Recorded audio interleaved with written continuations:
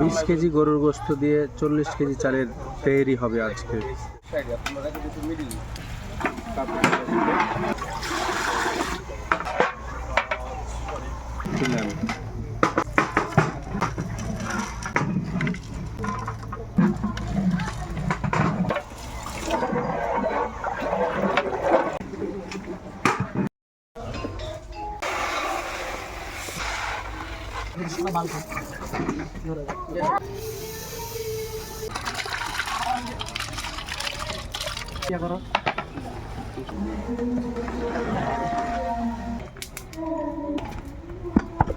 বাস